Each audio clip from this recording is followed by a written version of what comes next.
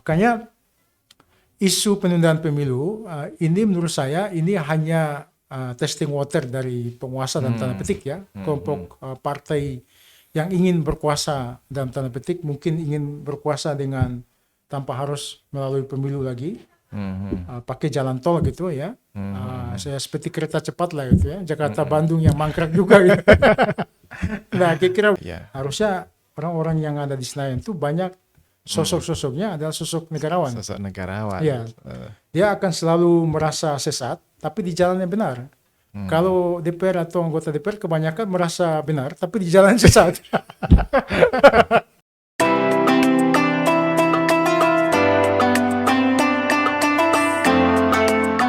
Assalamualaikum warahmatullahi wabarakatuh.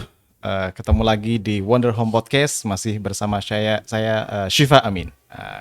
Kali ini kita kedatangan tamu jauh dari Tidore, Pak King ya. Iya. Namanya Pak Dr. King Faisal Sulaiman. Iya. Iya, Pak King Faisal Sulaiman. Ngomong-ngomong itu namanya kok sudah jadi raja gitu. Iya, memang ada keturunan raja, Pak King ya.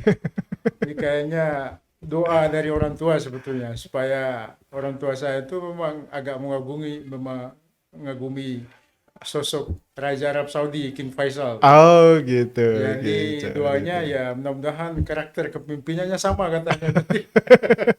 Saya aminkan aja. Jadi memang didoakan diberi nama ya kita aminkan aja. Mudah-mudahan ada berkahnya. Gitu. Oh memang terinspirasi, ada inspirasi dari kayaknya King Faisal Arabia ya. Iya. Oke, asal dari Tidore. Tidore, jadi kelahirannya Tidore, cuma saya bisa cerita sedikit ya. Iya boleh. Jadi Agak didekatkan ke mic biar. Jadi sebelum hijrah ke Jogja, memang dulu saya S1-nya kebetulan sudah di UMY gitu. Jadi suasana Jogja itu sudah jadi kampung kedua lah itu. Semasa S1 itu dinamikanya sudah terasa itu. Tapi kebetulan setelah itu selesai S1, tahun 2000 saya masuk, selesai 2004 saya kembali ternyata keterima jadi dosen di Universitas Hairun Ternate. Universitas Hairun di Ternate. Dan di sana itu udah PTN, Perguruan Tinggi Negeri. Jadi saya sebelumnya statusnya PNS nih. Oh PNS. Ya, tapi setelah itu saya melanjutkan studi S2, saya kembali lagi ngambil S2 di Jogja, di UGM ya. Oke. Selesai saya pulang kurang lebih setahun, hampir 2 tahun lah. Itu saya melanjutkan lagi S3, ngambil lagi di Jogja. Di Jogja, nggak bisa. Jadi memang nggak bisa lepas dari. Iya, kayaknya udah pengaruh angkringan sama gudeg kayaknya. Sama gudeg. Jadi udah jatuh cinta sama Jogja kayaknya. Iya. Akhirnya setelah itu selesai studi S3 tahun 2016, selang kurang lebih 2 tahun. Kebetulan ada kesempatan di Universitas Muhammadiyah, dalam Fakultas Hukum. Di Fakultas Hukum. Lalu saya mencoba untuk mengajukan lamaran. Alhamdulillah keterima. Gitu. Lalu proses perpindahan itu diproses ya. Dan smooth lah ya. Alhamdulillah. Jadi ya dinamikanya. Kalau mater sendiri. Tapi sebelum kita ngobrol proses S2 S3-nya gitu. Dari Tidore terus kemudian waktu S1 tuh. Iya. Kok langsung ke Jogja itu referensinya dari mana? Pak King? Oh iya, memang ke Jogja kebetulan saya di sana dari SMA itu udah aktif ya. Jadi aktif di OSIS ya, sempat ketua OSIS juga. Oh, oke. Terus pendiri Ikatan Pelajar Muhammadiyah, Ikatan Remaja Muhammadiyah. Jadi dunia kemuhammadiyah itu sudah dari sejak sekolah. Dekat sekolah. SMA itu sudah terbiasa. Nah, formasi itu memang dari jalur Perserikatan Muhammadiyah. Gitu. Oke. Jadi setelah itu ya saya coba follow up gitu kan. Kayaknya kalau saya keluar sepertinya Jogja aja nih. Kan teman-teman tuh pada milih yang dekat-dekat gitu. Kayak Sulawesi, Makassar. Makassar. Ya, kan banyak juga itu. Iya. Nah, saya milih agak jauh sedikit biar ketemu Pak Sifa aja. Setelah berpuluh tahun kemudian. Jadi ya mungkin sudah pilihannya seperti itu ya. Iya, seperti itu. Terus kemudian kenapa hukum yang dipilih? Iya, pertama tentu kebetulan bapak saya itu bergurunya hukum dulu. Jadi bapak itu dulu sudah almarhum gitu. Beliau sempat mengenyam pendidikan, tapi sarjana muda waktu itu, belum sarjana S1 kayak kita. BA ya, Bachelor Betul, of Art, Bachelor sarjana of muda. Art. Jadi lalu saya terobsesi juga di keluarga itu, kebetulan yang ngikuti jejak beliau kan nggak ada itu.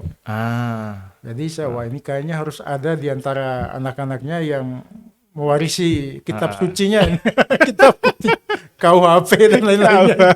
Karena bapak juga sebagai pengacara jalanan gitu kan. Dulu itu kan nggak perlu pakai tes-tes segala, jadi dampingi advokasi masyarakat itu bisa gitu. waktu itu. Bisa beracara di pengadilan juga. Bisa waktu itu, bapak saya. Di banyak kasus-kasus saya juga terlibat, jadi semakin hari malah tertarik juga, wah ini menarik juga ya, nanganin kasus tuh, memberikan bantuan hukum pada masyarakat yang membutuhkan. Akhirnya saya terobsesi juga dan terinspirasi juga dari pengalaman di lapangan itu. Terus S1 memang saya sudah bilang sama bapak saya, kayaknya saya ini cocok ngambil hukum aja ini. Biar buku-bukunya itu nggak dipajang begitu aja, nggak jadi artefak aja itu kan. Jadi diteruskan oleh anaknya. Silakan aja katanya. Ya udah, saya Bismillah aja, alhamdulillah ya ternyata ya nggak salah juga itu sampai sekarang itu. Terus jalan sampai sekarang. Jadi saya selain akademisi juga advokat kebetulan. Jadi sudah mewarisi bapak saya ini. Saya sudah bisa berpraktek juga di pengadilan. Jadi kalau Pak Siva ada masalah ya tinggal telepon aja. Mudah-mudahan jangan sampai ada masalah. Maka kita bikin masalah aja. Iya. Jadi mungkin gitu itu ya. kira-kira cerita singkatnya. Hebat ya. Jadi dua-duanya passion. Satu passion memang berorganisasi di persyarikatan dari awal. Betul, dari awal. Dan kedua oleh Bapak sendiri juga di bidang hukum. Ya, Bapak itu juga tidak hanya pengetahuan, juga aktivis juga. Gitu ya. Jadi beliau dulu di Masumi. Partai Masumi itu. Terus reformasi pernah jadi pendiri PAN juga di sana. Jadi memang darah aktivis itu darah aktivismenya juga mendarah dari daging dari bapak saya itu. Jadi saya kebetulan bergelut dengan organisasi Ortom kemudian sejak dari bangku sekolah. IRM, IPM, lalu sebelum sini sempat jadi ketua umum pimpinan wilayah pemuda Muhammadiyah Maluku Utara. Pemuda Muhammadiyah Maluku Utara jadi sebelum saya S3 itu, S1 kembali itu, saya diberikan amanah juga menjadi ketua umum pimpinan wilayah Muhammadiyah Maluku Utara. 2 periode waktu itu. Terus saya izin selesai. Setelah itu masuk di DPP, salah satu wakil ketua umum zaman Saleh Daulay itu. Saleh Daulay, Dr. Saleh, beliau ketuanya, ketua saya wakil ketua bidang hukum HAM dan advokasinya. Dan itu berlanjut sampai sekarang. Sekarang juga masih aktif di PP Muhammadiyah gitu. Jadi memang kelihatannya nasibnya memang harus di situ gitu ya. Jadi di Lembaga Hikmah dan Kajian Publik di pimpinan pusat. Lembaga Hikmah dan Kajian Publik. Salah satu wakil ketua. Jadi di bawah PP itu ada wakil ketum bidang hukum HAM. Pak Bushro itu Pak Bushra. Nah, di bawah Pak Bushra itu ada 2 lembaga. Satu Majelis Hukum dan HAM, satunya Lembaga Hikmah dan Kajian Publik. Saya kebetulan pilih di LHKP itu. Sampai sekarang. Ntar lagi kan udah demisioner ini. Mungkin November ya. November muktamar di Solo ya. Oke. Siapa tahu malah jadi ketuanya gitu. Biasanya dengan background aktivis, background akademisi semacam itu, jadi apa? Jadi rebutan partai politik itu biasanya tuh. Ya, memang partai ini kan drama. Beda dengan ahli sebetulnya. Jadi makanya saya lebih milih ahli untuk sementara. Gitu. Ya, kalau partai itu kan nanti politisi kan. Politisi itu kan orang yang sedikit tahu tentang banyak hal. Jadi dia kalau diajak ngomong apa nyambung gitu. Beda dengan ahli kan. Kalau ahli kan banyak tahu tentang sedikit hal. Jadi lebih konsentrasi gitu. Konsentrasi dan humble. Kalau nggak tahu ya nggak tahu. Tapi kalau politisi kan harus kelihatan tahu gitu. Mau ngomong agama hukum juga semuanya. Oke. Ya saya sebetulnya filosofi hidupnya sederhana. Yang penting bisa berbuat kebaikan, kemaslahatan bagi sesama. Nah itu bagi saya sudah luar biasa. Jadi dulu saya sempat di PNS, lalu saya keluar waktu itu. Karena salah satu pertimbangan juga saya harus juga punya lisensi beracara di pengadilan kan. Karena advokat itu adalah profesi. Jadi persyaratannya nggak boleh baju PNS. Oh, nggak boleh Nggak ya? boleh. Ya. Nggak boleh Makanya double. nggak boleh double. Salah satu pertimbangan juga ya kalau biar ilmu kita lebih bermanfaat. Bermanfaat. Jangan cuma teorinya saja, tapi Betul. kalau bisa dipraktekkan lah itu. Dipraktekkan. Alhamdulillah proses itu saya lewati dan sampai sekarang gitu sudah bisa beracara lah. Sudah bisa beracara. Oke. Selain ngajar, Selain jadi ngajar. Jadi kampus sama ya profesional dan akademisi Siap. sekaligus. Ya makanya ini tidak menutup kemungkinan beberapa tahun yang akan datang dilirik oleh banyak partai, leadershipnya ada, keahliannya siap, ada, siap. apalagi orang di partai itu kan juga ngomongnya juga mesti ahli ya, ini pengacara udah kebetulan terlatih. di Fakultas Hukum saya diberikan amanah sama Pak Dekan untuk ngurusin pusat kajian. Jadi saya jadi direkturnya nih. Oh gitu. Kajian Konstitusi dan Pemerintahan (PK2P). PK2P, Pak, Pusat Kajian Konstitusi dan Pemerintahan. Pemerintahan UMY. Luar biasa. Pas lah di situ. Apalagi tadi S2 dan S3-nya juga Ya, betul. konsentrasinya di bidang Konsentrasinya di konstitusi juga, konstitusi. ya, ketatanegaraan. Kan isunya kan luas kalau ketatanegaraan itu ada isu konstitusinya, tata kelola pemerintahannya, termasuk ya sekarang ada yang pro kontra 3 periode, 4 periode dan seterusnya ini. Isu tentang penundaan pemilu. Ya, nanti kita diskusikan itu di bagian akhir. siap. Kan di S1-nya pidana sebenarnya Sebetulnya ininya, ya, konsentrasinya. jadi konsentrasi awal itu pidana. Cuman setelah S2, saya melihat isu tata negara ini kok menarik juga gitu. Akhirnya saya memutuskan untuk pindah, beralih ke konsentrasi tata negara aja. Dan Apa saat itu yang menarik isu ketatanegaraan? tata negara waktu itu kalau tesis yang saya ajukan atau saya teliti waktu itu, isunya tentang judicial review, pembatalan peraturan daerah dengan isu otonomi daerah. Jadi menurut saya otonomi daerah ini salah satu krusial poinnya adalah dualisme kewenangan, pembatalan perda yang satu sisi itu diklaim oleh Mahkamah Agung kekuasaan yudikatif, sisi lain presiden sebagai kekuasaan eksekutif juga merasa lebih berhak untuk melakukan pembatalan terhadap perda. Dan dua-duanya punya klaim legitimasi juga. Nah, jadi satu tolak ukurnya undang-undang otonomi daerah, satunya konstitusi. Jadi kira-kira mana yang lebih tinggi kedudukannya gitu. Lebih kuat gitu. Nah, itu yang belum terpecahkan. Jadi itu menjadi permasalahan utama yang akhirnya saya coba untuk melakukan riset secara Kalau komprehensif. di dalam prakteknya itu dieksekusi oleh Mahkamah Agung atau oleh Presiden? Jadi menjadi anomali dalam proses prakteknya itu. Jadi dua-duanya dalam beberapa kasus pengajuan judicial review itu mengklaim semua. Dia tidak menolak juga.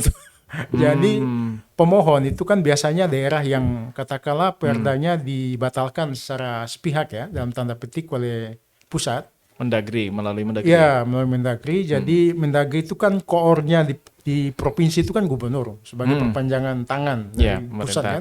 Nah, jadi dia selain sebagai kepala daerah otonom, dia juga ex officio lah gitu. Perpanjangan tangan dari presiden. Dalam ini Mendagri kan. Jadi aturan main kalau perspektifnya undang-undang otonomi daerah itu kalau perda yang levelnya di provinsi, itu domainnya gubernur itu. Mendagri, maaf. Kalau kabupaten kota baru gubernur. Jadi gubernur ini melaksanakan kewenangan dari pusat untuk membatalkan perda yang di level kabupaten kota. Jadi hierarkinya begitu. Kalau perda provinsinya yang bermasalah, itu baru Mendagri gitu. Jadi presiden memberi kewenangan ke Mendagri, Mendagri meneruskan juga ke gubernur gitu, tahapannya gitu. Oke. Cuma di sisi lain, setelah amandemen konstitusi kita, itu sebetulnya sudah ada pembagian kewenangan. Semua ketentuan peraturan perundangan di Indonesia itu kompetensi absolut untuk melakukan judicial review itu hanya 2 lembaga sebetulnya. Mahkamah Agung dengan Mahkamah Konstitusi. Ya. Mahkamah Agung itu wilayahnya hanya undang-undang saja. Jadi kalau undang-undang itu produk undang-undang. Ya, produk undang-undang itu dinilai bermasalah atau merugikan hak konstitusional setiap warga negara, maka setiap warga negara itu bisa mengajukan, punya legal standing istilahnya tuh, untuk mengajukan membatalkan kayak kasus Undang-Undang Cipta Kerja kemarin.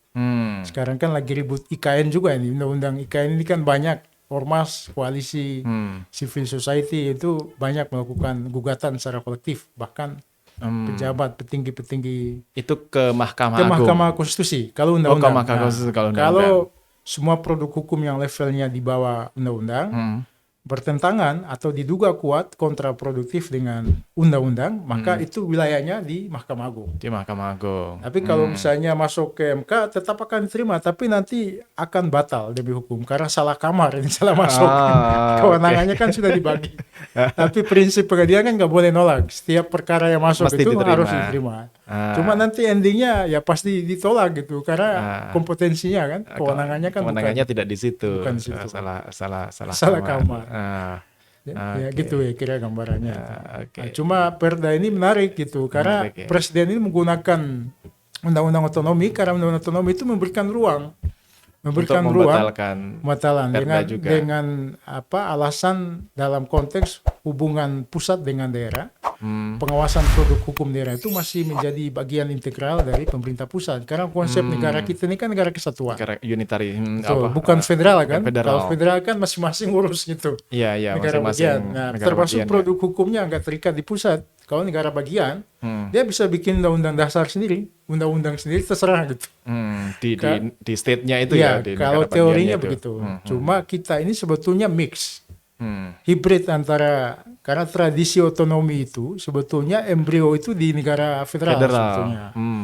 Cuma dalam konstelasi praktek ketatanegaraan modern itu sudah nggak ada batas-batasnya, tergantung kebutuhan bernegara sebetulnya. Nah kita ini desain NKRI ini terutama politik desentralisasi ini masih campur sari sebetulnya. Jadi mix dengan konsep otonomi umum, otonomi khusus yang kita kenal nih kayak Ya, Jogja di gitu, beberapa tempat ya, Jogja. termasuk Aceh. ini pengawasan peraturan daerah ini. Peraturan daerah ini karena pusat itu memandang daerah itu adalah unsur, bukan pemerintahan yang terpisah 100% kan, hanya unsur dari pemerintah. pelaksana ya. Pelaksana. Pelaksana sebagian kewenangan yang dimiliki oleh pemerintah pusat. Nah, oleh karena oke, itu oke. dalam perspektif itu maka presiden merasa punya kewenangan gitu. Kalau gubernurnya macam-macam, bupatinya nggak benar ya dia bisa membatalkan peraturan daerah. Perdanya. Iya. Oke. Jadi kira-kira ilustrasi singkatnya begitu. Oke, menarik sekali. Di UII S3 juga tentang itu. Betul. Jadi S3 itu lebih ke pengembangan ya. Jadi Pengembangan, ya. lebih ke aspek filosofisnya. Kemudian saya lebih banyak men-tracking data-data risalah-risalah sidang di balik pergulatan konfigurasi politik yang terjadi di Senayan itu. Mengapa kemudian postur kewenangan itu diatur ambivalen kayak gini? Ternyata memang banyak pertimbangan. Jadi tadi dengan konsep otonomi daerah itu hubungan pusat daerah itu menjadi alasan utama. Konsep negara kesatuan itu juga menjadi bagian dari alasan sehingga undang-undang otonomi itu didesain seperti itu. Dia masih menyisakan kewenangan ke presiden. Tapi yang terjadi itu kan problem di lapangan, terjadi konflik kewenangan kan antara presiden dengan Mahkamah Agung gitu. Jadi kalau ikut aturan mainnya, mestinya itu dikembalikan ke pengadilan. Karena pengadilan itu lebih netral, lebih objektif. Lebih imparsial. Betul. Gitu. Jadi pengadilan sebagai judicial power dan itu amanat konstitusi. Jadi pasca amandemen itu kan sudah diatur tadi yang saya sebutin. Iya, Nah, ini kan harusnya ditaati kan. Kalau kita ini kan negara hukum. Artinya konsep negara hukum ini kan supremasi konstitusi juga harus dipatuhi kan itu. Tapi ketika konstitusi amandemen itu dibuat, ambivalensi itu ambivalensi itu memang disadari juga oleh para legislator kita. Betul. Jadi kesalahan para legislator pembentuk undang-undang ini, jadi sebetulnya kesalahan kolektif ini. Jadi bukan cuma DPR karena bikin undang-undang kan dua lembaga ini harus terlibat. Presiden dan DPR ini bahas bareng-bareng. Dari sejak awal pengusulan sampai persetujuan gitu kan. Kalau DPD kan cuma bisanya ngajuin aja dia. Jadi desain lembaga wakil rakyat ini agak unik juga. Kan ada tiga nih, ada MPR, ada DPR, ada DPD. Ada Cuma DPD. yang full power legislasi, yang punya kekuasaan legislasi bikin undang-undang yang kuat itu DPR DPR sama presiden, karena dia harus berbagi kewenangan dengan presiden. ya. Nah, DPD ini hanya rubber stamp aja tuh, tukang stempel aja dia. Jadi dia ini nasibnya antara ada dan tiada sebetulnya. Jadi bisa ngajuin, tapi begitu ya. udah masuk di DPR, Udah nggak bisa sudah ngapa-ngapain. diklaim sebagai hak miliknya DPR. DPR. Ya, dia hanya bisa nyetor aja. Makanya kan nasibnya ini sayang sekali itu. Jadi Kasian. dia Padahal ini dia dalam proses pemilihan itu kan mandatnya besar sekali. besar sekali. Dari sisi legitimasi politik, ya ini proses pemilihan itu kan lebih tinggi DPD. Karena dia dipilih berbasis wilayah kan, keterwakilan wilayah. Betul. Besar kecil jumlah penduduk itu dibagi rata 4. Kayak Jogja dengan luar Jawa ya, Jogja. Nah, cuma legitimasi konstitusional untuk bikin undang kok nggak ada sama sekali. Defisit kewenangannya luar biasa. Itu. Nah, itu yang ironisnya di situ. Jadi DPD ini sebetulnya sejak awal desain itu juga setengah hati sebetulnya. Itu kewenangan DPD itu diaturnya juga di tingkat konstitusi. Di konstitusi. Jadi kalau mau nambah kewenangan atau melakukan penguatan kewenangan, ya harus amandemen juga gitu. Baru bisa karena itu diatur di konstitusi gitu. Wah, kuat sekali Iya. ininya. Jadi nasib DPD ini kan kayak telur mata sapi. Gitu. Ayam yang punya telur, sapi yang punya nama. Diklaim oleh sapi. Nah, ini sapi yang mana saya nggak tahu juga. Jadi kira gitu. Jadi dia ini kalau nggak mau dibubarkan, kalau nggak dikuatkan, ya harus dibubarkan karena mubazir. Dari sisi protokolernya sama dengan DPR. Duitnya sama, gajinya kurang lebih sama. Cuma nggak ada kerjaan juga di susah-susah milih di sana kan harus memperjuangkan aspirasi daerah ya. Faktanya nggak punya kewenangan, nggak bisa. Semuanya terbelenggu ya ininya kewenangannya. Iya, kira gitu. Oke. Saya dengar di UI itu di angkatan Pak King jadi lulusan dokter muda atau tercepat ya? Ya sesuai target, artinya Sesuai nggak target. lebih dari masa studi lah itu ya. Jadi itu gimana? Apa tips-tips untuk menyelesaikan studi juga? Ini ada beberapa mahasiswa kita. Sebetulnya ya prinsipnya kita konsisten, artinya bisa berbagi waktu sebetulnya, berbagi waktu dengan kesibukan-kesibukan yang lain. Itu mungkin karena saya studi itu juga saya masih aktif di Pemuda Muhammadiyah juga waktu itu. Dan saya kebetulan juga jadi staf ahli di MPR waktu itu. Oh, di MPR? Ya, jadi S1, S2, begitu saya ambil S3 dari 2010 itu saya sudah masuk di staf ahli di DPD dan di MPR. Sampai selesai. Jadi saya harus berbagi waktu itu.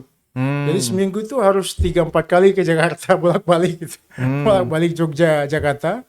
Selain itu juga aktif di perserikatan. Jadi memang betul-betul harus manajemen waktunya luar biasa. Gitu. Luar biasa. Alhamdulillah bisa jalan semuanya walaupun masih ada sedikit hambatan kecil-kecilan ya pasti ada. Awas studi jalan, kerjaan jalan, aktivisme pengabdian di perserikatan jalan. Jalan juga. Itu memang sudah terlatih sejak muda tadi itu ya. Terlatih kayaknya. Oke, ini soal yang hangat akhir-akhir ini. Ini kan ada menteri yang menggulirkan bahwa berdasarkan big data dimungkinkan rakyat mau minta perpanjangan masa presiden. Terus kemudian sekarang mendapatkan respon yang negatif dari kalangan mahasiswa ya yang juga tanggal 11 ini ya mau demo lagi BEM seluruh Indonesia itu. Itu kalau pandangan Pak King gimana itu?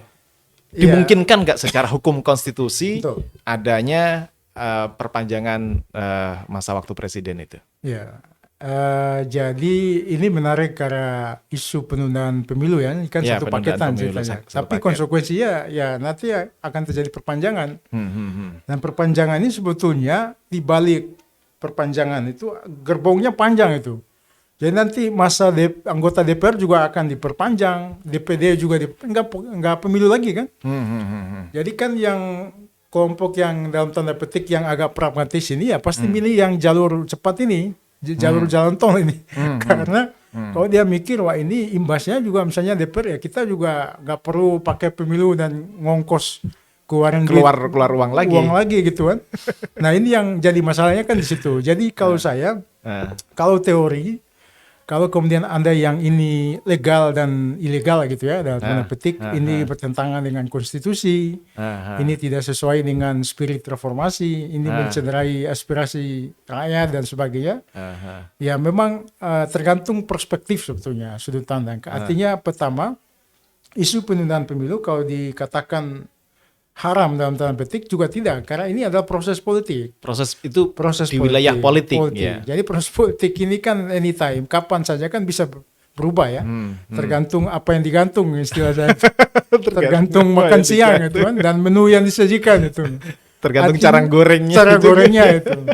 Artinya kalau konfigurasi politik itu menghendaki ke arah situ ya apa boleh buat gitu. Cuma problemnya apakah pertama itu dari sisi sudah se-emergensi itu negara kita, sampai-sampai pemilu harus ditunda kan begitu. Terus apa nilai kemaslahatannya, kemanfaatannya bagi bangsa dan negara gitu kan. Sebelum kita bicara soal urgensi dan kemaslahatan tadi itu dari sisi politik sebenarnya dimungkinkan. Katakan begini, Muhaimin Iskandar keliling sana sini, siapa itu namanya, Zulkifli juga, Golkar, Erlangga Hartarto juga keliling sana kemari, Pak Luhut juga, katanya prime ministernya gitu. Nah, kalau partai-partai besar sudah menggulirkan ke arah sana, katakan meskipun sekarang lip service-nya adalah jangan bicara soal itu, tapi kalau itu bergulir itu di Senayan begitu. Itu mungkin saja terjadi sebenarnya. Mungkin saja terjadi. Jadi rutenya, skemanya kan yang agak normatif ya. Itu adalah mekanisme perubahan konstitusi kan, amandemen, formal amandemen.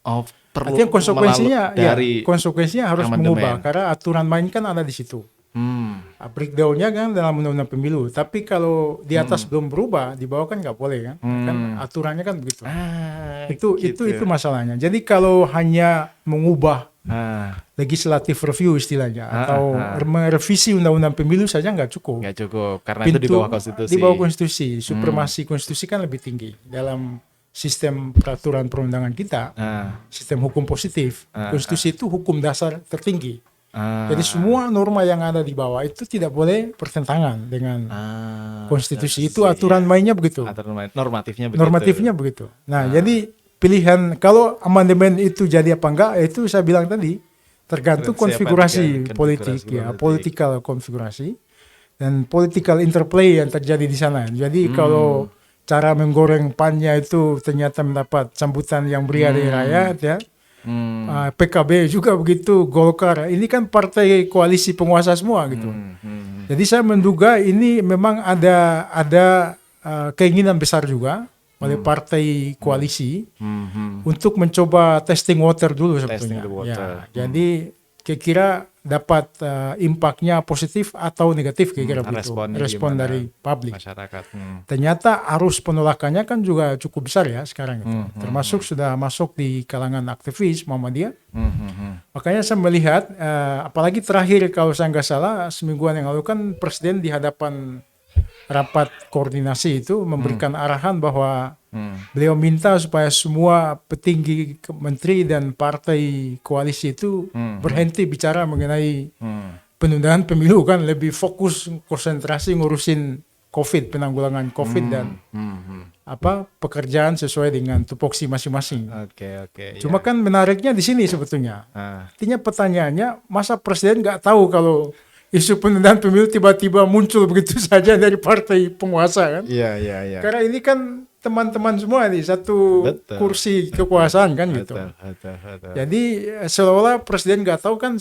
Kalau saya nggak salah sempat juga kayak beliau menegur juga ada di tengah naiknya harga minyak goreng kemudian BBM.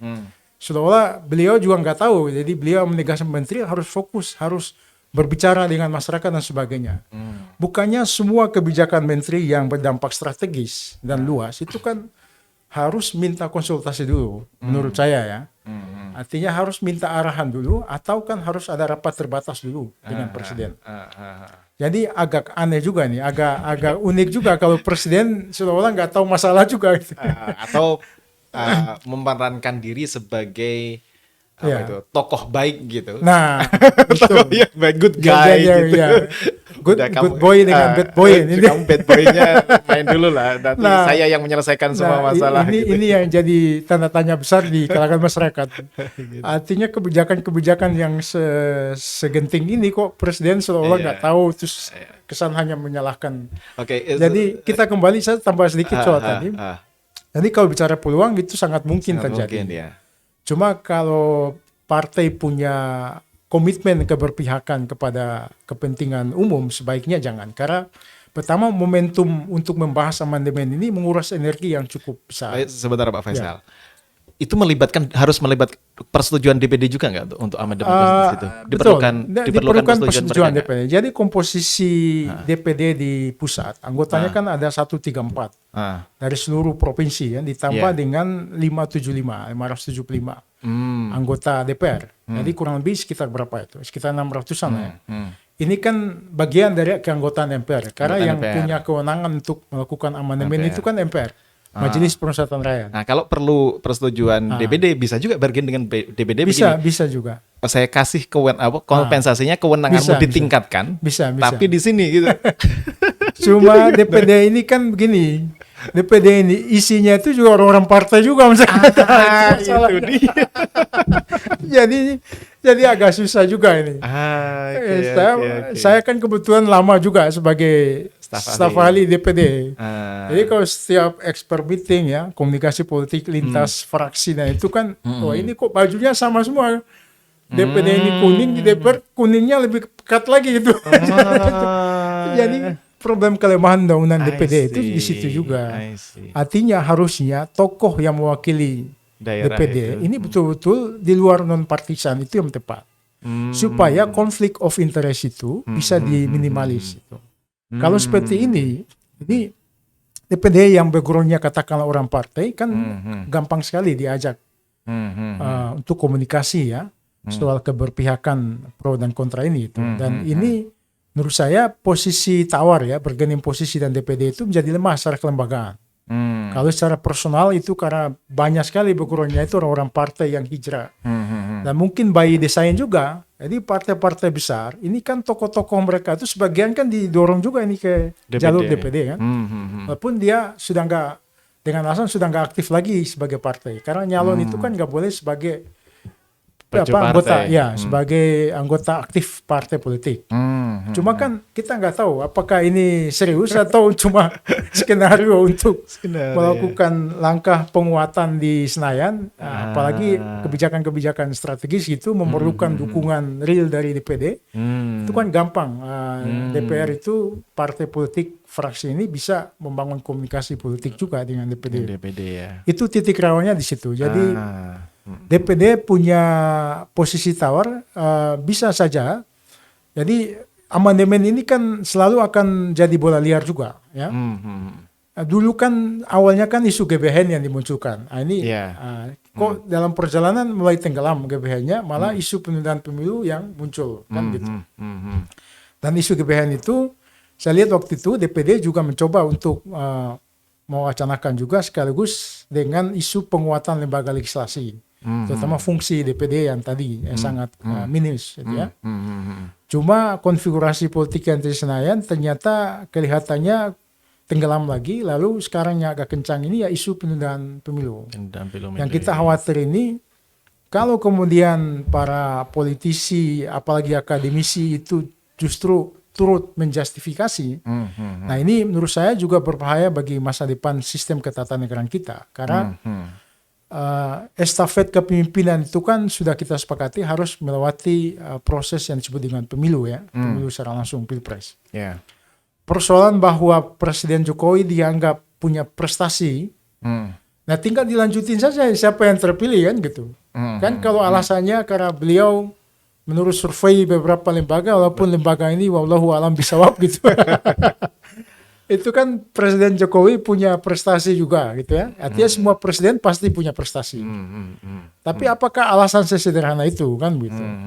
Artinya kalau beliau punya prestasi justru bagus gitu. Nah, di akhir husnul khatimahnya itu dapat itu kan. Jadi akhir masa jabatannya ternyata beliau masih bisa berbicara dalam arti minimal dia sudah memberikan banyak kontribusi positif terhadap pembangunan nasional kita. Apalagi penanggulangan COVID gitu. Nah, tinggal dilanjutkan saja sama siapa yang calon presiden dari partainya. Gitu. Tapi saya khawatir jangan-jangan nanti Prabowo gitu. Yang ganti beliau gitu.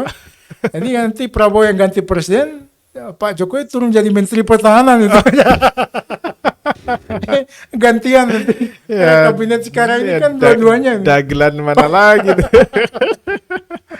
Tapi kayaknya agak mustahil ini. Mustahil ya. Saya kira tapi kalau ya apa itu namanya? Ya tadi itu kalau misalnya ya argumen yang disampaikan kan selain prestasi, tapi karena misalnya COVID ini membuat nggak bisa ngapa-ngapain sehingga perlu ruang tambahan waktu agar proyek-proyek itu bisa dikerjakan dan dituntaskan kan salah satunya itu argumentasinya. Ya itu argumentasi yang selalu dipakai pemerintah kan begitu. Pak Erlangga juga ngomong begitu, Pak Luhut juga sangat kencang ngomongnya gitu kan. Nah ini semua menurut saya sebetulnya tadi dari sisi itu tidak bisa dijadikan alasan yang tepat untuk menunda pemilu. Itu bukan alasan yang meyakinkan atau mendesak darurat gitu ya. Darurat. Dan nilai kemaslahatannya itu masih terlalu jauh. Apalagi arus penolakan di grassroots dan di masyarakat ini sudah sangat luar biasa gitu. Kita ini sebetulnya IKN ini, undang-undang IKN ini juga kan pemindahan IKN ini juga masih pro dan kontra juga. Iya. Undang-undang Cipta Kerja kemarin belum diberlakukan sudah jadi polemik juga. Jadi sebetulnya lebih baik fokus misalnya penanggulangan pandemi ini supaya konsentrasi presiden itu tidak terpecah. Jadi kalau misalnya masih ribut soal, sekalipun sekarang kan beliau sudah tegas mengatakan tidak boleh lagi ada yang berbicara mengenai, karena sudah clear gitu. Saya tidak tertarik dan sebagainya gitu. Percaya, kalau Pak King percaya dengan statement itu? Ini saya masih setengah percaya. Karena memang politik itu ya banyak dunia persilatan, jadi banyak jurusnya gitu. Jurus yang dikeluarkan itu. Jadi ini apalagi kalau sudah sampai levelnya ketum itu kan luar biasa itu.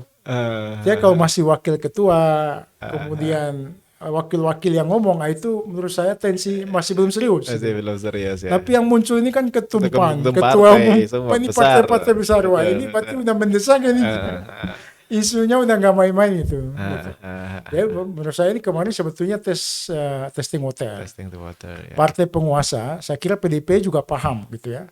Tapi mungkin ini karena ya mungkin soal cara main aja partai-partai politik ini supaya mendulang dukungan dari masyarakat. Jadi mungkin juga berbagi peran lah gitu kan. Ada yang tadi bad boy, ada yang jadi good boy. Itu udah biasa itu. Yang kebayang katakan tadi itu soal maslahat dan segala macam. Kerusakan yang ditimbulkan secara konstitusi, secara hukum tata negara. Kalau misalnya agenda ini tetap dipaksakan apa Pak King? Ya, yang pertama kalau dia memaksakan lalu kemudian hanya melakukan revisi terhadap undang-undang pemilu mengenai aturan main mekanismenya, nah ini jelas inkonstitusional, bertentangan dengan konstitusi. Jadi pintu masuknya tetap harus amandemen. Cuma kalau kita belajar teori ya, artinya saya ini kebetulan background-nya kan hukum tata negara. Jadi mengubah konstitusi itu kan banyak jalur sebetulnya. Konstitusi itu yang lazim dalam praktek bernegara itu kan formal amandemen. Artinya mekanisme perubahan itu sudah diatur. Kayak kita. Undang-Undang 45 itu kan di ketentuan pasal 37. Itu kan yang ngusul itu harus 1/3 dari total jumlah anggota MPR. Quorum rapat itu harus 2/3 dari jumlah total anggota MPR. Persetujuan untuk mengubah itu 50+1. Persetujuan dari seluruh anggota MPR tadi. 575 DPR ditambah dengan DPD 134. Itu 50+1. Jadi prosesnya juga lumayan panjang itu. Tidak segampang itu juga. Artinya ini pasti terjadi deadlock yang luar biasa juga. Jadi apakah ini menguntungkan dan merugikan? Jelas kalau tanpa proses amandemen maka menyalahi aturan. Justru presiden berpotensi bisa dimajukan, bisa di-impeachment, bisa diminta pertanggungjawaban dan bisa turun di tengah jalan. Kayak Gus Dur dulu, kasus presiden kita Gus Dur kan begitu. Nah jalur lain misalnya dekret presiden. Nah, dekret presiden ini sebetulnya kondisi negara dalam keadaan darurat, emergensi. Praktek itu dalam sistem ketatanegaraan pernah terjadi di zaman Soekarno dulu. Kita 5 Juli masih ingat 5 Juli, dekret 5 PKI Juli. ya dibubarkan. Maaf. Kita kembali konstituante dibubarkan. Kita kembali menggunakan Undang-Undang Dasar 45 sampai saat ini. Itu kan bahkan Undang-Undang Dasar 45 yang berlaku saat ini kan jalurnya dekret, bukan jalur dekret. bukan formal amandemen dalam pasal 37. Bukan Jadi legitimasinya lewat oleh dekret, MPR. Pak. Ya. Cuma situasi dan kondisi sosial politik kekuasaan ketika itu kan mendukung kondisi negara dalam keadaan tidak stabil. Lalu wakil rakyat DPR juga menyetujui presiden harus segera mengambil langkah dengan membuat dekret. Kalau dia nunggu sidang di dewan, itu kan kelamaan. Kelamaan. MPR kan prosesnya panjang. Sementara Artinya kita butuh legitimasi politiknya legitimasinya juga ada. ketemu. Jadi dekret ini kan sebetulnya adalah manifesto politik. Pernyataan sepihak politik oleh presiden. Kekuasaan presiden ini berbahaya sebetulnya. Kenapa berbahaya? Ya karena itu subjektivitas presidennya sangat tinggi. Dan dikhawatirkan kepentingan presiden untuk mempertahankan status quo itu sangat tinggi.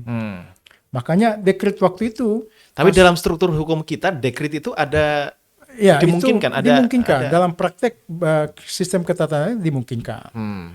Cuma situasi sekarang kan sudah berbeda nih, 360 derajat ya. Betul.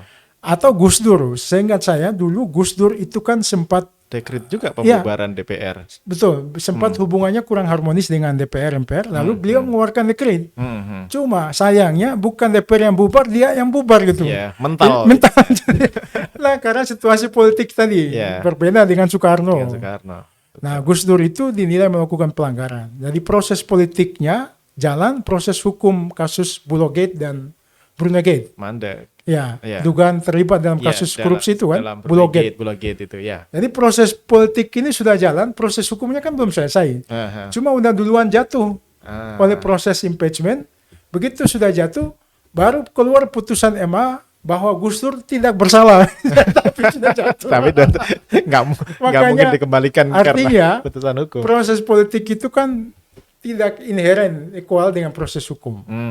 Jadi kalau dikatakan peluang atau tidak sangat mungkin proses perpanjangan itu penundaan. Tergantung dari kepentingan partai-partai politik. Apakah beliau para wakil kita yang terhormat itu itu berpihak kepada kepentingan bangsa dan negara yang lebih luas, menjaga ekosistem sistem ketatanegaraan kita ini supaya nggak terjadi gonjang-ganjing huru-hara. Tapi kalau ini dipaksakan tanpa prosedur amandemen tadi, kalau presiden mengambil langkah dekret, menurut saya ini berbahaya juga karena kondisinya tidak menguntungkan. Tidak seperti yang terjadi ketika Soekarno dulu. Saya khawatir kalau dipaksakan, maka people power akan sangat mungkin terjadi. Dan civil obedience, pembangkangan sivil akan terjadi di mana-mana itu. Dan ini sangat berbahaya bagi masa depan demokrasi kita. Cuma pertanyaannya, demokrasi kita ini juga menurut saya ini adalah momentum supaya ke depan harus kita benahi juga. Karena praktek demokrasi hari ini demokrasi kapitalis yang kita praktekkan sebetulnya, bukan demokrasi Pancasila. Nah, demokrasi kapitalis sehingga kekuatan oligarki politik ekonomi itu sangat berkuasa hingga saat ini. Nah, saya menduga jangan-jangan isu penundaan ini juga bagian dari skenario besar kelompok oligarki politik dan ekonomi yang ingin tetap berkuasa di republik ini kalau bisa sepanjang masa itu. Nah, ini kan berbahaya. Gitu. Manifestasi dari oligarki politik itu kelihatannya di produk apa? Manifestasi yang paling nampak itu di produk legislasi yang relevan dengan tambang misalnya, Undang-Undang Minerba, yang relevan dengan Undang-Undang Cipta Kerja. Ini kan undang-undang ini kan syarat dengan pro dan kontra dan polemiknya sangat banyak sekali. Kalau kita checking secara keseluruhan, substansinya itu kan banyak menabrak aturan juga itu. Akan terkesan dipaksakan, harus berlaku. Prosesnya juga ugal-ugalan. Undang-Undang Cipta Kerja itu hanya 75 atau 77 hari udah jadi. Undang-undang IKN juga, bahkan IKN ini super cepat, hanya 43 hari udah jadi. Padahal lazimnya membuat produk undang-undang itu kan butuh masukan. Betul. Butuh partisipasi masyarakat secara terbuka, stakeholder harus diminta, bukan formalisme saja. Nah, proses ini dilewati semua, terkesan dilewati. Saya pernah melakukan penelitian tentang itu juga. Jadi memang kalau kita bicara tidak menabrak kaidah pembentukan peraturan itu sangat menabrak. Kaidah filosofisnya kan ada aturan Kajian lain akademiknya, kajian segala akademiknya macamnya gitu. bikin undang-undang kan tidak segampang dengan membeli gorengan di pinggir jalan gitu membeli takjil kan ini urusan rakyat banyak Antara urusan masyarakat. Gorengan drafting dan legal drafting itu Cuma ini gorengan drafting apa yang gorengan yang buka puasa kan gitu. Jadi yang terjadi kan di situ masalahnya. Jadi sekali lagi indikatornya ini penguasaan tambang yang ada di negara kita, sumber daya alam kita hari ini, bahkan sampai pada lapangan kerja yang katanya Undang-Undang Cipta Kerja itu nanti pertama itu akan membuka lapangan kerja puluhan juta untuk masyarakat kita, tapi nyatanya tenaga kerja asing luar biasa banyaknya masuk di negara kita dan masuk di semua tambang-tambang yang operasi. Belum lagi sektor perizinan dibuat sentralistik. Itu Semua ya. harus Jakarta yang menentukan. Konsesi-konsesi yang didapatkan oleh oligarki Artinya politik semakin dikonsolidasikan dalam satu tangan ini berbahaya sebetulnya. Nah, cukong-cukong politik ya istilah saya itu penguasa kalau sudah berkolaborasi dengan pengusaha, ini nanti cukong-cukong politik ini yang bermain gitu kan. Makanya pilkada ya, pilpres ini yang terjadi hari ini kekuatan duit itu menentukan. Terutama pilkada. Jadi bukan soal kapasitas, tapi soal isi tas kira-kira begitu. isi tas ya. Isi tas sebetulnya. Nah isi tas ini peluang bagi para kandidat yang punya kolaborasi dengan kelompok-kelompok oligarki penguasa ini karena ada kompensasinya. Kalau menang, you harus kasih izin tambang saya harus punya izin konsesi tambang di daerah Anda dan sebagainya. Inilah persoalan yang terjadi di Republik kita hari ini. Jadi ini sebetulnya pilihan demokrasi langsung ini juga sebaiknya ditinjau kembali. Karena esensi demokrasi Pancasila sebetulnya kan musyawarah mufakat. Bukan voting sebetulnya. Yang terjadi kan demokrasi voting hari ini. Kalau demokrasi vote, kekuatan duit yang bermain. Siapa yang punya uang, maka peluang untuk bisa memenangkan pilpres, pileg, dan pilkada. Jadi bukan hanya cuma serangan fajar saja Pak Siva, tapi serangan duha juga sering terjadi juga. Fajar, duha, zuhur, asar. Banyak serangan juga gitu kan di lapangan itu. Gitu ya. Bahkan ada pamflet, spanduk gitu, kami siap menerima serangan fajar gitu. Serangan duha siap diserang katanya. Wah ini sudah ikut-ikutan Ukraina sama Rusia. Oke, ada juga yang potensi penundaan pemilu itu bukan melalui konstitusi, tapi melalui misalnya ada yang mensinyalir kalau KPU-nya bilang saya nggak siap menyelenggarakan. Betul. Jadi KPU ini kan instrumen penyelenggara pemilu yang dibentuk untuk itu. Dia dalam sistem keterangan itu kan lembaga independen harusnya, tidak boleh berpihak kan, karena dia dibentuk, dipilih secara objektif, tapi itu dalam kapasitas teori dengan praktik ini seringkali terjadi benturan. Yang kita bicara oknum di lapangan kan sudah terjadi berulang kali gitu ya, keberpihakan dalam tanda petik. Ya apalagi KPU juga dipilih oleh justru itu oleh politik. Apalagi periode baru kemarin kan belum apa-apa sudah melakukan safari silaturahmi dengan Ketua Umum PKB itu kan sempat terjadi walaupun di lingkungan DPR. Alasannya hanya sekedar minta masukan dan sebagainya. Menurut saya ini dari sisi etika sebagai penyelenggara pemilu ini agak rawan juga gitu. Artinya dia harusnya menjaga jarak dulu di tengah resistensi isu tentang penundaan pemilu. Jangan sampai KPU-nya masuk angin atau keluar angin kira-kira begitu. Itu yang dikhawatirkan. Karena ya KPU dalam posisi melaksanakan ketentuan konstitusi, kemudian undang-undang pemilu yang memberikan kewenangan untuk menyelenggarakan pemilu. Tapi kalau terjadi amandemen ya, entah itu dengan proses perubahan konstitusi kita, Undang-Undang 45, atau misalnya presiden membuat dekret ya, atau pilihan lain bisa saja referendum politik. Itu sangat mungkin terjadi, semacam jajak pendapat. Kalau kita bicara teori itu sangat mungkin. Kalau yang ekstrim karena mengubah konstitusi tadi banyak jalur. Kalau tradisi di negara luar tetangga kita itu kan banyak juga kudeta militer kan. Itu kan akhirnya kan konstitusinya kan diubah itu. Otomatis yang pakai konstitusi versi kayak Afghanistan, Libya itu. nggak usah jauh kayak Thailand yang punya tradisi kudeta kan. Oh iya iya iya Vietnam, junta militer kan lebih betul berkuasa betul di sana. Myanmar. Ketika mereka berkuasa, otomatis ya mereka menggunakan ideologi Kuasanya. kekuasaan mereka. Hmm. Ya kayak kita dulu PKI lah misalnya. Andai kata mereka berhasil ya, ya nggak mungkin mereka pakai Pancasila kan. Jadi pasti kalau ganti ideologinya komunis sama. Karena mereka kalah dalam sejarah aja Nah, gitu ya. kalah dalam sejarah aja. Itu. Hal-hal ini kan sangat mungkin terjadi. Cuma kudeta ini butuh kos politik yang sangat besar, korban yang luar biasa. Betul, betul. Kayak OPM lah. Kalau OPM itu mengambil alih kekuasaan ya dia nggak mungkin pakai merah putih kan, pakai bintang kejora itu. Atau Dan RMS. lain-lain RMS misalnya. Jadi kita kembali soal tadi. Jadi KPU itu prinsipnya samina watana lah itu. Harusnya Dia gitu ya. harus melaksanakan. Tapi kalau konfigurasi politiknya itu ternyata terjadi perubahan, otomatis KPU akan menyesuaikan kondisi itu. Walaupun sekarang kan dari sisi kesiapan, baik dari budgetingnya, anggarannya kan sudah dialokasikan ya, dan tidak tanggung-tanggung itu main-main ya. Bahkan jumlahnya sudah angka ratusan triliun. Itu persiapan 2024 karena paketannya dengan pilkada kan. Oh, Satu paket, serentak ya, sama serentak. pilkada. Jadi ini kan cost-nya sangat tinggi. Apalagi resistensi konflik horizontal juga sangat mungkin terjadi. Makanya isu penundaan pemilu ini menurut saya ini hanya testing water dari penguasa dalam tanda petik ya. Kelompok partai yang ingin berkuasa dalam tanda petik mungkin ingin berkuasa dengan tanpa harus melalui pemilu lagi. Pakai jalan tol gitu ya. Saya seperti kereta cepat lah gitu ya. Jakarta Bandung yang mangkrak juga gitu.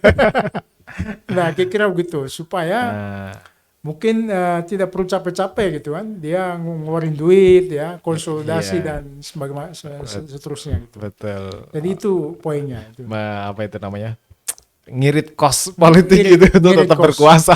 Dia tetap berkuasa tapi nggak Nggak ngeluarin mau duit. keluar modal. Nggak mau modal itu, kira itu.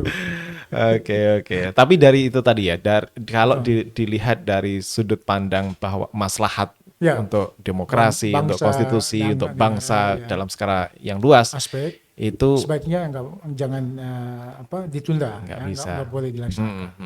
Karena mudarat dan maslahatnya, Cost-nya lebih besar. mudaratnya Mudaratnya lebih masih besar.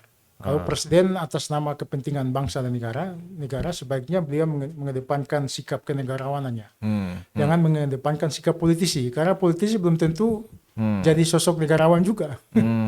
Politisi itu ya banyak orang yang dengan negarawan itu kan cara berpikirnya kan berbeda. Kalau negarawan ya dia meletakkan kepentingan bangsa dan negara di atas harusnya segala-galanya. begitu ya. Harusnya orang-orang yang ada di Senayan itu banyak sosok-sosoknya adalah sosok negarawan. Sosok negarawan. Ya, dia akan selalu merasa sesat, tapi di jalannya benar.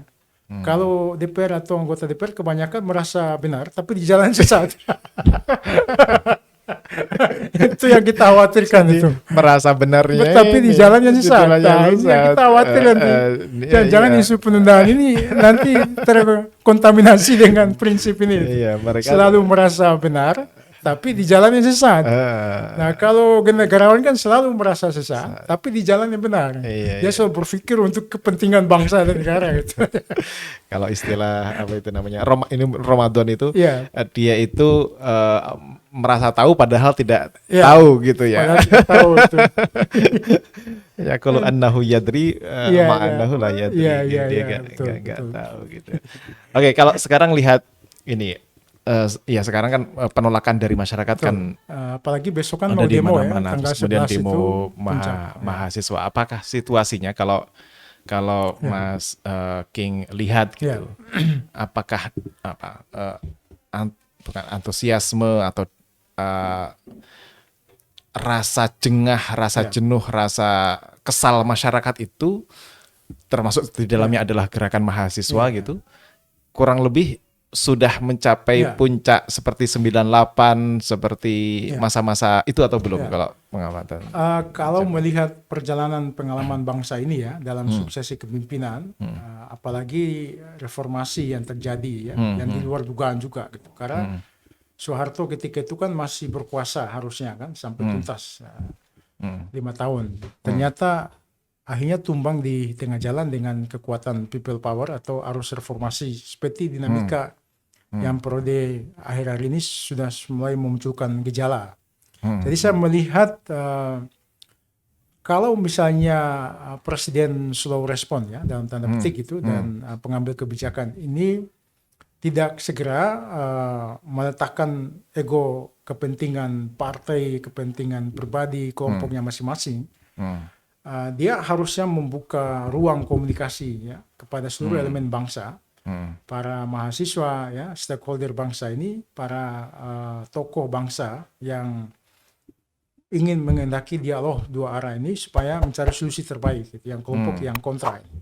Harusnya posisi presiden pada tingkat itu. Jadi jangan kemudian hanya berkelit di lingkungan istana saja. Dia harus membuka diri, menerima semua masukan itu. Nah, kalau ini salurannya tidak terbuka, kekhawatiran saya situasi 98 itu sangat mungkin bisa terjadi kalau dibiarkan berlarut gitu. Tapi tentu pendekatannya harus persuasif gitu. Tidak boleh negara menggunakan kekerasan. Karena tugas negara kan harus melayani kita ya, sebagai warga negara. Penguasa itu kan kita pilih mereka, berikan amanat. Untuk apa? Ya untuk melayani kepentingan masyarakat, kepentingan warga. Dan hari ini tuntutan besarnya adalah arus penolakan isu penundaan pemilu. Nah mestinya presiden tegas saja gitu ngomongnya. Saya tidak akan misalnya melanjutkan lagi periode setelah selesai 2 periode ini, dan saya siap misalnya di impeachment kalau terbukti saya melanjutkan atau merespon keinginan sebagian. Tegas gitu. Dulu kan tegas. katanya pernah tegas, katanya itu menampar muka saya dan segala macam, kesini-kesininya iya. agak. Ya justru itu. Ini justru malah bahasa kiasan itu yang kemudian menimbulkan blunder dan multi interpretatif di kalangan masyarakat itu. Nah, salah satu motif di balik demo besar-besaran ini kan ketidaktegasan juga oleh presiden sebetulnya. Apa salahnya beliau mengumpulkan semua partai politik misalnya, menyampaikan konferensi pers bahwa saya tidak akan misalnya. Ya, itu kan lebih tegas daripada lebih firm, daripada tegas, dia gitu. mendorong juru-juru bicaranya lalu ngomong bahwa saya patuh konstitusi. Ya, saya taat konstitusi kan yang bisa gimana? bisa diolah tadi itu. Masih bisa digoreng itu kan gitu. Itu masalahnya. Jadi ketegasan itu sangat diperlukan hari ini oleh bangsa kita supaya menyudahi polemik ini. Biarlah kita konsentrasi menyelesaikan pekerjaan COVID yang belum selesai ini. Apalagi katanya akselerasi proyek-proyek strategis nasional ini kan masih jalan tuh. Jalan tol ini kan dibangun di mana-mana. Ini kan butuh duit yang gak sedikit. Ibu kota negara apalagi. IKN itu. Malah kita disuruh saweran sekarang itu untuk biayai ibu kota karena duitnya belum ada kan. Oh gitu ya? Iya, jadi ini kan agak tragis juga. Iya. Akhirnya konsentrasi presiden ini kan terpecah pemerintahan. Seharusnya ini segera ditegasin seperti tadi. Betul. Supaya apa? Supaya kalau mau membangun IKN, segala cari problem solvernya, solusinya. Karena nilai investasi proyek pembangunan di sana, infrastruktur kan sangat besar. Bisa mendekati prediksi awal ini kan minimal 500 triliun duit yang dipakai. Sementara investornya masih wallahu alam gitu, belum jelas juga. Bahkan terakhir ini sudah ada 3 investor besar dari luar itu menarik diri gitu, yang digadang-gadang sebagai investor pertama ya, yang ternyata dalam perkembangannya memilih mundur. Ini sebetulnya kan masalah. Utang bangsa ini sudah di angka 7.000 triliun. Nggak bisa kan melalui skema dana penanggulangan COVID ini sudah hampir 7.000 triliun juga, sudah di atas 6.000 triliun. Iya. Jadi akhirnya kan presiden ini mau mikir yang kemana gitu, arahnya kemana. Pengen bikin legacy banyak, mau cuma jadi nggak fokus, nggak jadi semuanya. Jadi gagal fokus itu. Itu yang jadi masalahnya, sebaiknya diurungkan saja. Jadi solusi yang paling pas, presiden harus secara gentleman tampil di publik. Bila perlu semua petinggi partai itu dipanggil semua. Buat partai koalisinya lah. Partai koalisi itu. Kan di Dewan kan tinggal PKS saja itu. Yang lain yang kan nggak koalisi. Demokrat juga ya? Demokrat itu kan ya mungkin masih 50-50, masih bisa sana sini, tergantung mata angin kayaknya. Arah mata angin. Tapi yang melihat konsistensi oposisi itu kan PKS ya. Selama ini gitu. Dan Demokrat itu kadang ya melihat dinamika juga gitu. Nah, sebaiknya seperti itu supaya menyudahi isu ini, supaya mahasiswa juga tidak perlu menambah angka demonstrasi ke depan besar-besaran, karena kita tidak ingin peristiwa 98 Betul, ya, jangan sampai juga jatuh terjadi korban. jatuh korban dan banyak. sebagainya terjadi kembali karena bangsa ini terlalu sia-sia, terlalu sayang kalau hanya urus Iya. isu tunda pemilu hanya bisa memakan korban, Memakan korban, betul. masyarakatnya sendiri. Isu yang seharusnya bisa dieliminir di level Harus- elit gitu, harus nggak eliminasi, harus ya. apa itu namanya melibatkan banyak orang, Betul. korban dan segala macam. Nah, terakhir nih barangkali Oke. sebagai tadi apa itu namanya di Persyarikatan kan Ya, lembaga kajian apa lembaga hikmah dan kajian publik dan di pusat kajian dan pusat konstitusi kajian konstitusi dan di pemerintahan, dan di pemerintahan. UMI, ya, Fakultas Hukum. Apa rencananya dalam konteks ini bikin semacam rilis statement atau Iya, advokasi betul. ke pembuat kebijakan Betul. publiknya Jadi gitu. isu pendamping koalisi ini Perserikatan sebetulnya sudah punya statement yang jelas, tidak menyetujui mengenai wacana penundaan pemilu PP Muhammadiyah. Dan tentu ini sejalan dengan lembaga hikmah kajian publik dan komunikasi dengan teman-teman koalisi Ornop sejauh ini masih tetap jalan. Jadi kita juga mengadvokasi ya, advokasi dalam arti merespon isu-isu kontekstual sekarang. Koalisi Ornop juga bergerak ya, Bergerak. organisasi non pemerintah. Betul. Jadi ini tetap jalan. Jadi beberapa pertemuan sudah kita laksanakan. Isu pembenahan ibu kota juga masuk ya. Isu Wadas ini tambang Wadas Di Purworejo. Purworejo. Jadi Perserikatan Muhammadiyah itu pasti selalu terdepan dalam merespon dinamika ketatanegaraan yang sekiranya ini berkaitan dengan kemaslahatan umat. Karena itu adalah komitmen politik amar ma'ruf nahi mungkarnya Muhammadiyah. Kuntum khairum ummati ukhrijat linnas ta'muruna bil ma'ruf wa tanhauna 'anil munkar. Kira-kira ini yang harus Presiden Jokowi betul-betul paham. Camkan gitu. gitu. Sama Pak Luhut mungkin supaya Pak Luhut jangan pakai ayat, harusnya pakai ayat cinta mungkin. Atau si satu yang pakai sorban itu juru bicaranya itu. Oh ya, Pak Ngabalin. Pak Ngabalin, nah itu cocok gitu. Gitu ya. Jadi mungkin itu. Jadi itu poinnya. Jadi sekali lagi Muhammadiyah dan LHKP senantiasa mengikuti dinamika ini dan sejauh ini masih tetap berada dalam satu koalisi besar merespon wacana mengenai isu penundaan pemilu dan sikap organisasi sudah sangat jelas bahwa isu penundaan pemilu ini timing dan dari sisi urgensi kemaslahatannya itu tidak tepat untuk diwacanakan untuk saat ini. Jadi masih butuh waktu dan mungkin dari sisi kemaslahatan tadi kita bicara supremasi konstitusi ini jelas melanggar konstitusi. Baik kalau misalnya presiden mengeluarkan dekret justru ini malah menambah masalah. Tidak akan menyelesaikan persoalan karena arus penolakan dari publik juga sangat besar sekali. Jadi sebaiknya semua elemen yang kontra ini diajak ya apa susahnya pemerintah mengajak HMI ya, Muhammadiyah ya, NU, semua ormas-ormas yang punya andil terhadap bangsa ini. Karena bangsa ini kan bukan didirikan oleh partai politik ya. Indonesia ini kan didirikan oleh kelompok civil society. Muhammadiyah punya kontribusi besar terhadap lahirnya negara Pancasila ya, dengan konsep yang sudah terkenal Darul Ahdi wa Syahadah. Tokoh-tokoh Muhammadiyah punya kontribusi besar. NU juga begitu. Artinya bahwa bangsa ini memerlukan lembaga-lembaga ormas keumatan ini harus dipanggil semua. Kita cari jalan keluar yang sama-sama. Apakah penundaan pemilu ini memang sudah timingnya sudah pas dan dari sisi maslahat dan negaranya sebaiknya seperti apa. Nah kalau jalan ini ditempuh maka indah sekali nanti endingnya. Saya khawatir nanti ini endingnya kayak drama Korea kan repot. Jadi kira-kira begitu Pak Zero.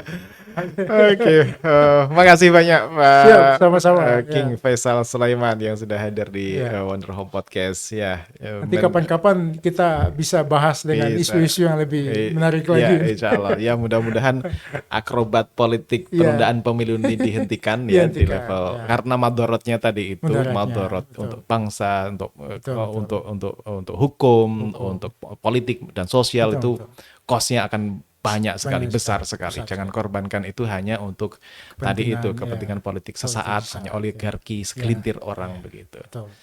Oke, top. Siap. Nanti kesini lagi ngobrolkan banyak hal yang lain insya Allah. Makasih semuanya. Mudah-mudahan bermanfaat obrolan kita.